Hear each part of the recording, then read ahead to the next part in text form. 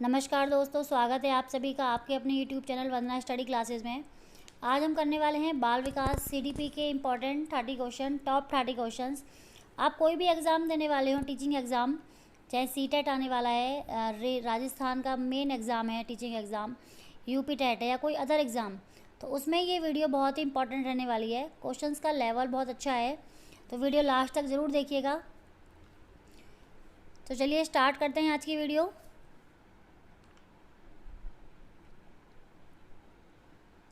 पहला प्रश्न है, दिए गए प्राप्त अंकों के समूह में से जो प्राप्त अंक सबसे अधिक बार आता है उसे कहते हैं। मतलब अंकों का समूह दिया गया है, उसमें जो अंक सबसे अधिक बार आता है उसे क्या कहते हैं हम? उसे बहुलक कहा जाता है, मध्यमान, मानक विचलन या प्राप्तांक। तो इसका सही आंसर हो जाएगा, उसे कहा जाता है बहुलक। सेकंड क्वेश्चन है, मानसिक आयु का प्रत्यय किसने दिया था? मानसिक आयु का जो प्रत्यय है, कॉन्सेप्ट है, ये किसने दिया है? स्टर्न ने, टर्मन ने, बिने साइमन ने या सिरिल बट ने? तो इसका सही आंसर हो जाएगा, जो मानसिक आयु का प्रत्यय दिया था ये दिया था बिने साइमन ने, ध्यान रखिएगा। शरीर के आकार में वृद्धि होती है क्योंकि शरीर के आकार में क्यों वृद्धि होती है? संज्ञानात्मक विकास होता है, संवेगात्मक विकास होता है, गत्यात्मक विकास होता है, नैतिक विकास होता है। अगर किसी का शरीर बढ़ रहा है तो वो कौन सा विकास कहलाएगा? तो ये कहलाता है गत्यात्मक विकास, या इसको शारीरिक विकास भी कहते हैं। क्षेत्रीय सिद्धांत निम्न में से किससे संबंधित है? क्षेत्रीय सिद्धांत निम्न में से किससे संबंधित है? व्यवहारवाद से, संरचनावाद से, गेस्टाल्टवाद से या मनोविश्लेषणवाद से? आप मुझे कमेंट बॉक्स में बताइए कि क्षेत्रीय सिद्धांत किसने दिया था। इंपॉर्टेंट है, कई बार आया हुआ है क्वेश्चन ये। और ये संबंधित किससे है? तो ये है गेस्टाल्टवाद से। और क्षेत्रीय सिद्धांत दिया था, बता देती हूँ मैं, ये दिया था कुर्ट लेविन ने। क्षेत्रीय सिद्धांत दिया था कुर्ट लेविन ने।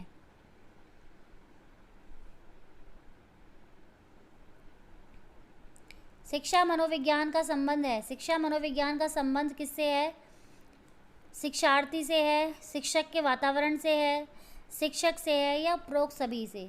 शिक्षा मनोविज्ञान का संबंध जो है उपरोक्त सभी से है। शिक्षा के क्षेत्र में व्यवहारवादियों का महत्वपूर्ण योगदान क्या है?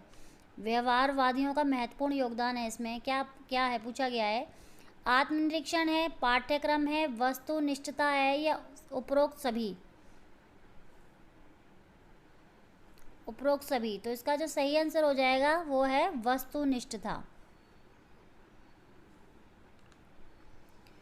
प्रयास व त्रुटि का सिद्धांत किस नियम पर आधारित है?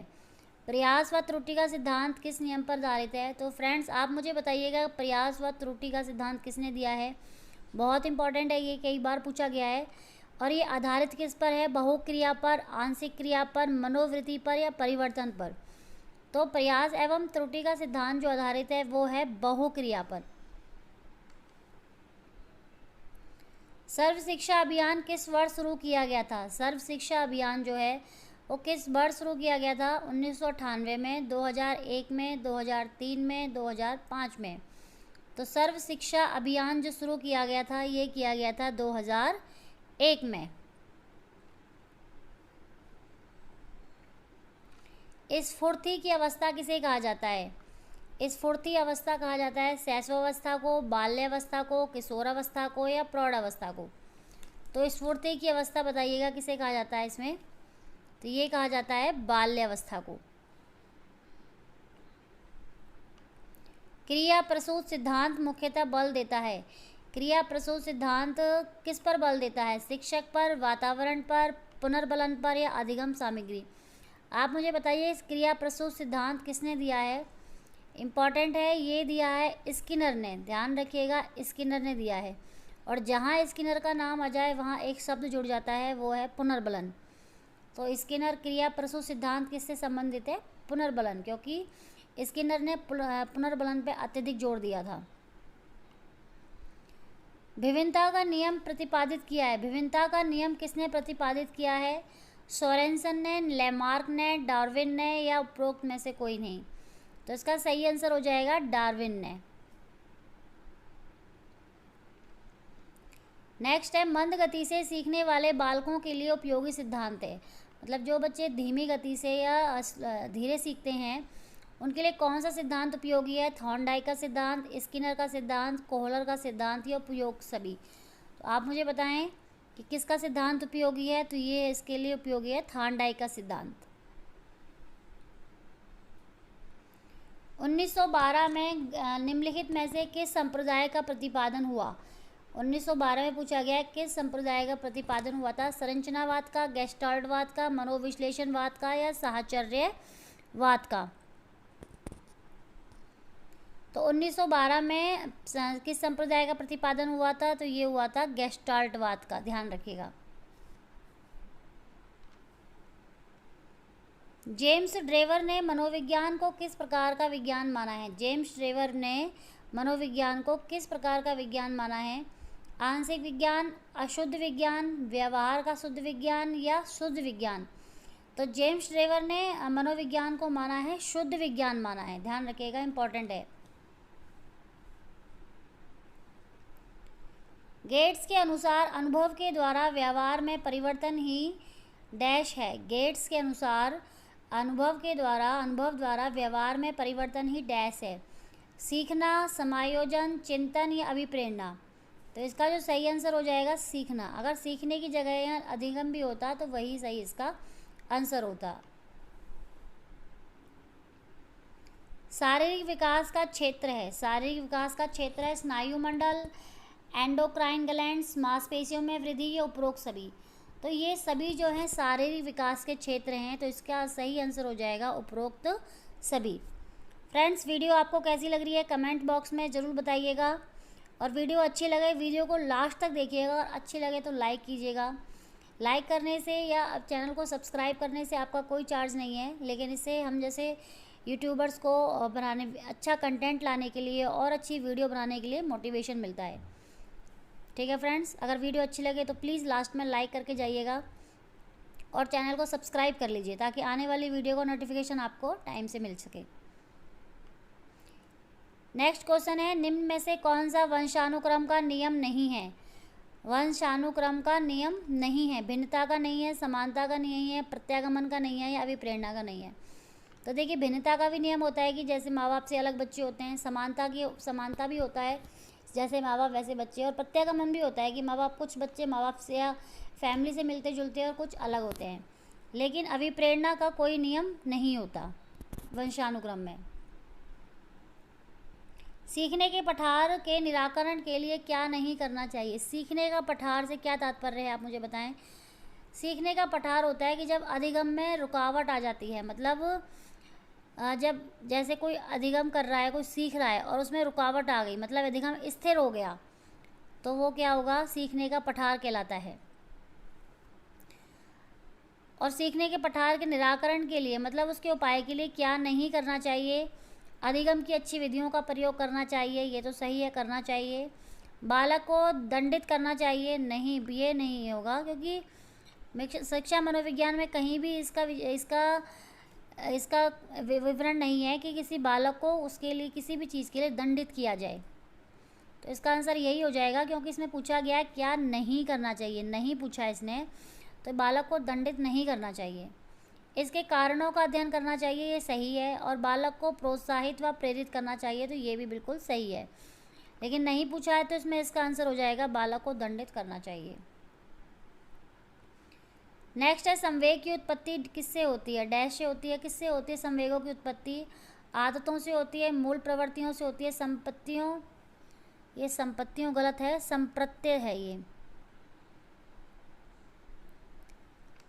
संप्रत्ययों के निर्माण से होती है या व्यवहार से होती है? तो सभी जानते हैं संवेगों की उत्पत्ति जो होती है मूल प्रवृत्तियों से होती है। नेक्स्ट क्वेश्चन है, निम्न में से किसने बच्चों में वस्तु स्थायित्व के विकास को समझने में सहायता की है? निम्न में से किसने बच्चों में वस्तु के स्थायित्व को समझने के में सहायता की है? कोहलर ने, जीन पियाजे ने, एरिक्सन ने या बेलाक ने?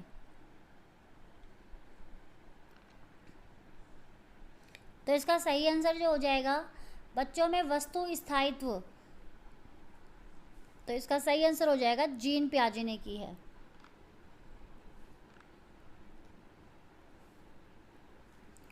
काम प्रवृत्ति पर सबसे अधिक बल किस मनोवैज्ञानिक ने दिया है? बहुत इंपॉर्टेंट है।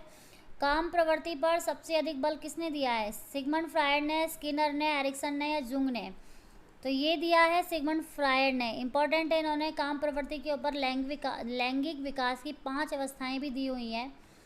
मैंने सिगमंड फ्रायड के सभी नियमों के ऊपर बिल्कुल डीपली वीडियो बनाई हुई है। मैं डिस्क्रिप्शन में उसका लिंक दे दूँगी, आप चाहें तो वहाँ से वीडियो देख सकते हैं। जो जुंग थे ना, ये भी सिगमंड फ्रायड के ही शिष्य थे इनके, और इनके साथ ही थे मनोविश्लेषण के सिद्धांत में। लेकिन जब सिगमंड फ्रायड ने काम प्रवृत्ति पर जोर दिया तो ये इनसे अलग हो गए थे, ध्यान रखिएगा। तत्परता का नियम। तत्परता का नियम अधिगम का कैसा नियम है? मुख्य नियम है, सहायक नियम है, गौण नियम है या उपरोक्त सभी है? तो तत्परता का नियम अधिगम का कैसा नियम है? मुख्य नियम है। और ये मुख्य नियम दिए किसने हैं? तो ये थार्नडाइक ने दिए हैं। थार्नडाइक ने, सभी जानते हैं, 3 नियम दिए हैं, 3 मुख्य और 5 गौण नियम दिए हैं। थॉर्नडाइक के अधिगम नियमों में से सर्वाधिक प्रधानता किसको दी गई है? मतलब सबसे अधिक महत्वपूर्ण किसको माना गया है? तत्परता का, अभ्यास को, प्रभाव को या सहायक को? तो सभी जानते हैं ये जो सबसे अधिक महत्वपूर्ण माना गया है वो अभ्यास को माना गया है, क्योंकि इन्होंने प्रयास एवं त्रुटि का सिद्धांत भी इसी भी बेस पे दिया है कि बार बार प्रयास करते रहो और त्रुटियां होती रहेंगी, और त्रुटियां बार बार करने से बच्चे को वो चीज़ आ जाएगी। किस अवस्था को मिथ्या परिपक्वता का काल या समय भी कहा जाता है? किस अवस्था को मिथ्या परिपक्वता का समय भी कहा जाता है? इंपॉर्टेंट है, ये डेफिनेशन है, ये बाल्यावस्था को कहा जाता है। आप मुझे बताइएगा कि ये डेफिनेशन बाल्यावस्था को मिथ्या परिपक्वता का समय कहा जाता है। कमेंट बॉक्स में बताइएगा कि किसने कही है, बहुत इंपॉर्टेंट डेफिनेशन है। मैकडूगल के अनुसार मूल प्रवृत्ति जिज्ञासा का संबंध किस संवेग से है?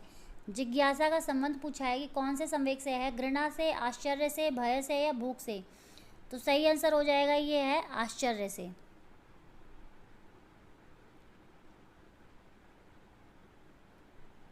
नेक्स्ट क्वेश्चन है, व्यक्तित्व विकास की अवस्थाएं हैं। व्यक्तित्व के विकास की अवस्थाएं हैं उपचारात्मक अध्ययन, मूल्यांकन, अधिगम एवं वृद्धि या व्यक्तिवृत्त अध्ययन। तो व्यक्ति के विकास की अवस्थाएं पूछा गया है, तो ये इसमें हो जाएगा अधिगम एवं वृद्धि। उपचारात्मक अध्ययन, मूल्यांकन नहीं होता, ये व्यक्ति की मतलब उसका मूल्यांकन होता है, लेकिन विकास की अवस्थाएं होगा अधिगम एवं वृद्धि। एक अच्छा शिक्षक विद्यार्थियों के मध्य बढ़ावा देता है। एक अच्छा शिक्षक विद्यार्थियों के मध्य किसको बढ़ावा देता है? सहयोग की भावना को, प्रतिद्वंद्विता की भावना को, प्रतियोगिता की भावना को या तटस्थता की भावना को? तो सही आंसर हो जाएगा सहयोग की भावना को। एक अच्छा शिक्षक हमेशा बालक को सहयोग की भावना का विकास करता है बालकों के मध्य। ब्रिजेज के अनुसार उत्तेजना भाग है। ब्रिजेज के अनुसार उत्तेजना किसका भाग है? सामाजिक विकास, मानसिक विकास या संवेगात्मक विकास या शारीरिक विकास का? तो उत्तेजना जो भाग है वो है संवेगात्मक विकास का, ध्यान रखिएगा। शिक्षा की किंडरगार्टन विधि का प्रतिपादन किया है। किंडरगार्टन विधि का पूछा गया, प्रतिपादक कौन है? Maria Montessori, Froebel, T P Nunn या हेनरी कोल्डवेल कुक? तो ये किंडरगार्टन विधि का प्रतिपादक हैं फ्रॉबेल। तनाव और क्रोध की अवस्था है। तनाव और क्रोध की अवस्था है शैशवावस्था, बाल्यावस्था, किशोरावस्था या प्रौढ़ावस्था? इंपॉर्टेंट है, तो तनाव और क्रोध की अवस्था किसे कहा गया है? किशोरावस्था को। फ्रेंड्स, ये थे आज की वीडियो के टॉप 30 क्वेश्चंस कैसे लगे कमेंट बॉक्स में ज़रूर बताइएगा। कोई डाउट हो तो कमेंट बॉक्स में आप मुझसे पूछ सकते हैं, मैं उसका आंसर आपको ज़रूर दूंगी। वीडियो अगर अच्छी लगे तो वीडियो को लाइक करके जाइएगा, चैनल को सब्सक्राइब कर लीजिएगा अगर आपने अभी तक चैनल सब्सक्राइब नहीं किया है तो।